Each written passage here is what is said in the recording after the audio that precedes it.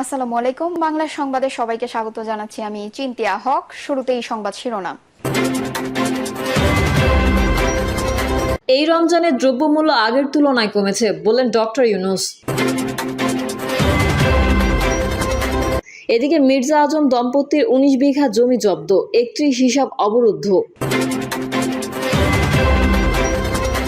জানাবো দল মার্কা দেখে ভোট দেবেন না, কাজ দেখে ভোট দেবেন বলছেন সার্জিস আলম। এবং সর্বশেষ জানাবো শেখ হাসিনা রাইফেল দিয়ে ইতিহাস পরিবর্তন করতে চেয়েছিলেন বলছেন রিজভী। এতক্ষণ শুনছিলেন সংবাদ শিরোনাম, এবারে বিস্তারিত। এই রমজানে দ্রব্যমূল্য আগের তুলনায় কমেছে বললেন ডক্টর ইউনূস। অন্তর্বর্তী সরকারের প্রধান উপদেষ্টা ডক্টর ইউনূস বলেছেন, রমজান মাস জুড়ে সরবরাহ চেইনের প্রতিবন্ধকতা কঠোরভাবে প্রতিহত করতে সব ধরনের ব্যবস্থা আমরা নিয়েছি। দেশের সকল জায়গা থেকে খবর এসেছে যে এই রমজানে দ্রব্যমূল্য আগের তুলনায় কমেছে, জনগণ স্বস্তি পেয়েছে। দাম নিয়ন্ত্রণে এই প্রচেষ্টা চলমান থাকবে। ডক্টর মোহাম্মদ ইউনূস বলেন, পবিত্র মাহে রমজানের সিয়াম সাধনা উপলক্ষে আপনাদের সকলকে আমরা আন্তরিক মোবারকবাদ জানাচ্ছি। সেই সঙ্গে সকলকে জানাই পবিত্র ঈদ উল ফিতরের অগ্রিম শুভেচ্ছা। ঈদ মোবারক। এবারের ঈদ স্মরণীয়ভাবে আনন্দদায়ক হোক এই কামনা করছি। বর্তমান সরকার দায়িত্ব গ্রহণের পর থেকেই দ্রব্যমূল্য নিয়ন্ত্রণে জোর ব্যবস্থা নিয়েছে। রমজান ও ঈদে বড় চ্যালেঞ্জ ছিল জিনিসপত্রের দামের লাগাম টেনে ধরা, বিদ্যুৎ সরবরাহ নিশ্চিত করা। এই রমজানে যাতে কোনো পণ্যের দাম বেড়ে না যায় এবং বিদ্যুৎ সরবরাহ যেন বিঘ্নিত না হয়, সেজন্য আমরা সর্বোচ্চ চেষ্টা করেছি। প্রধান উপদেষ্টা বলেন, আজ ২৫শে মার্চ মানব সভ্যতার ইতিহাসে কলঙ্কিত এক হত্যাযজ্ঞের দিন। ১৯৭১ সালের আজকের রাতে পাক হানাদার বাহিনী নিরপরাধ নিরস্ত ঘুমন্ত বাঙালির ওপর নির্মমভাবে গুলি চালিয়ে হাজারো মানুষকে হত্যা করেছে। ২৫শে মার্চ থেকেই এদেশের মানুষ সশস্ত্র প্রতিরোধ গড়ে তুলেছিল। ৯ মাসের যুদ্ধের মধ্যে দিয়ে স্বাধীন হয় বাংলাদেশ। মহান স্বাধীনতা দিবসের প্রাক্কালে আমি গভীর শ্রদ্ধার সঙ্গে স্মরণ করছি মহান মুক্তিযুদ্ধের বীর শহীদদের, যাদের প্রাণের বিনিময়ে আমরা স্বাধীন সার্বভৌম বাংলাদেশ পেয়েছি। তিনি আরও বলেন, ৯ মাসের রক্তক্ষয়ী যুদ্ধে লক্ষ লক্ষ শহীদ ও ২ লাখ নির্যাতিত নারীর আত্মত্যাগ পৃথিবীর মানচিত্রে বাংলাদেশ নামে একটি স্বাধীন ভূখণ্ডের জন্ম দিয়েছে। মুক্তিযুদ্ধের এই বীরদের প্রতি আমার সালাম। এদিকে মির্জা আজম দম্পতির ১৯ বিঘা জমি জব্দ, ৩১ হিসাব অবরুদ্ধ। মহান স্বাধীনতা ও জাতীয় দিবস উপলক্ষে বাংলাদেশ জাতীয়তাবাদী দল একগুচ্ছ কর্মসূচি ঘোষণা করেছে। বিএনপির কর্মসূচির মধ্যে রয়েছে ২৬শে মার্চ ভোর ৬টায় নয়াপল্টন এই দলের কেন্দ্রীয় কার্যালয় সহ দেশব্যাপী সব দলীয় অফিসে জাতীয় ও দলীয় পতাকা উত্তোলন। সকাল ৮টায় বিএনপি চেয়ারপারসনের গুলশানস্থ কার্যালয় থেকে দলের জাতীয় নেতৃবৃন্দ সহ সর্বস্তরের নেতাকর্মীর জাতীয় স্মৃতিসৌধের উদ্দেশ্যে যাত্রা এবং ৮:৩০টায় জাতীয় স্মৃতিসৌধে পুষ্পস্তবক অর্পণ। সেখান থেকে ঢাকায় ফিরে স্বাধীনতার ঘোষক ও সাবেক রাষ্ট্রপতি শহীদ জিয়াউর রহমান বীর উত্তমের মাজারে পুষ্পস্তবক অর্পণ ও সূরা ফাতিহা পাঠ।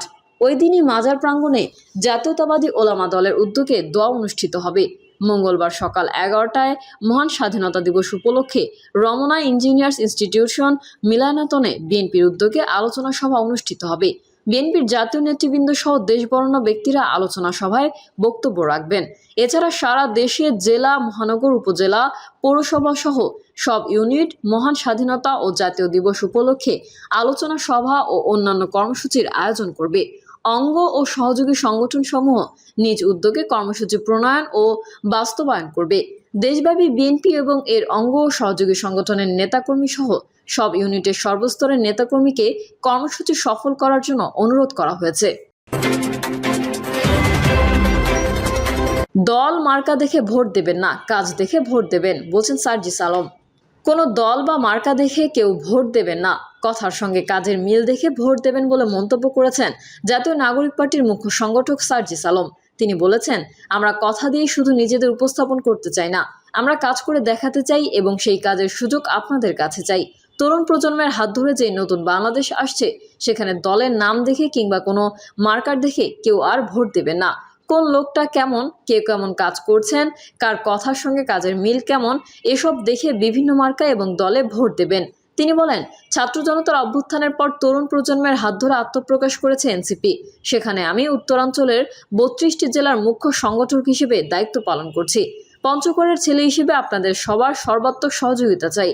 আমরা আপনাদের জায়গা থেকে প্রতিটি জেলা উপজেলায় কাজ শুরু করেছি। আমরা খুব শিগগিরই আপনাদের দ্বারে দ্বারে যাব। স্থানীয় ভাষায় সার্জিস আলম বলেন, হামার দেবীগঞ্জের যে লোকলা আছেন, তোমার সঙ্গে খুব দ্রুত আমাদের দেখা হবে।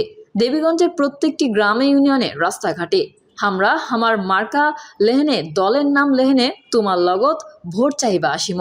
আমার যদি কাজ করিবা পারি, যদি তোমার কথা রাখিবা পারি, তাহলে ভোট দিবেন। অন্যলার মতো হামরা কহিমনি যে হামাক দেন, এই কথা কহিমেনি। যদি হামার কাজ করিবা পারি, তোমার কথা শুনি ভোট ছাড়াও তোমার সামনত যাই, তাহলে ভোট দিবেন। সার্জিস আলম বলেন, আমরা আপনাদের অনেকের সন্তানের মতো, অনেকের ভাইয়ের মতো, অনেকের নাতির মতো। আমরা ভুল করব, ভুল করলে আপনারা শুধরে দেবেন। আমরা আপনাদের সেই কথাগুলো শুনতে প্রস্তুত। তবে আপনারা এটুকু নিশ্চিত করবেন, আমরা এখন থেকে আর কোনো দলের কোনো মার্কার অন্ধভক্ত হব না। মনে রাখবেন, আপনাদের সন্তানেরা এখন যে কোনো অন্যায়ের বিরুদ্ধে প্রতিবাদ করতে সবসময় প্রস্তুত। তিনি আরও বলেন, এতদিন ধরে সাধারণ মানুষকে নেতারা বিভিন্নভাবে ব্যবহার করেছেন। তারা খালি ভোটের আগের দিন ভোট চাইতে যায় আর হাতে কিছু টাকা ধরিয়ে দেয়, আর ভোটটা শেষ হওয়ার পর তার কাছে কাজের জন্য যাওয়ার আগেই তারা টাকার জন্য হাত পেতে বসে থাকেন। এই নতুন বাংলাদেশে এগুলো আর হতে দেওয়া যাবে না। একটা জিনিস মনে রাখবেন, 5 বছরে একদিন যদি আপনি তার কাছে কিছু নেন, বাকি 5 বছর সে আপনার রক্ত চুষে খাবে। এর আগে তিনি ঢাকা থেকে উড়োজাহাজে করে সৈয়দপুর বিমানবন্দরে আসেন। এরপর তিনি পঞ্চগড়ের উদ্দেশ্যে রওনা দেন। দেবীগঞ্জের ফার্মগেট মোড়ে জাতীয় নাগরিক কমিটির নেতাকর্মীরা গাড়িবহর নিয়ে সার্জিস আলমকে স্বাগত জানায়। এরপর তিনি শহরের বিজয় চত্বরে পথসভায় বক্তব্য দেন। পরে তিনি শতাধিক গাড়িবহর নিয়ে বোদা উপজেলার দিকে রওনা হন। তিনি 5 উপজেলায় পথসভা করবেন। শেখ হাসিনা রাইফেল দিয়ে ইতিহাস পরিবর্তন করতে চেয়েছিলেন, বলছেন রিজভী। বিএনপির সিনিয়র যুগ্ম মহাসচিব অ্যাডভোকেট রুহুল কবির রিজভী বলেছেন, জুলাই অভ্যুত্থানে পালিয়ে গিয়ে ভারতে অবস্থানকারী শেখ হাসিনা জোর করে রায় দিয়ে রাইফেল দিয়ে ইতিহাস পরিবর্তন করতে চেয়েছিলেন, কিন্তু পারেননি। রিজভী বলেন, আওয়ামী লীগ এই লাখো শহীদের রক্তের বিনিময়ে অর্জিত স্বাধীনতাকে ব্যক্তিগত সম্পদ মনে করত। স্বাধীনতার পর থেকে এরা শুরু করেছে লুটপাট, অপকর্ম, দুর্বিষহ হয়ে উঠেছিল মানুষের জীবন। স্বাধীন বাংলাদেশকে অপশাসনের কবজায় নিয়ে ত্রাসের কায়েম করেছিল। জিয়ার সময় মানুষ ঘরের দরজা খুলতে ঘুমাতো।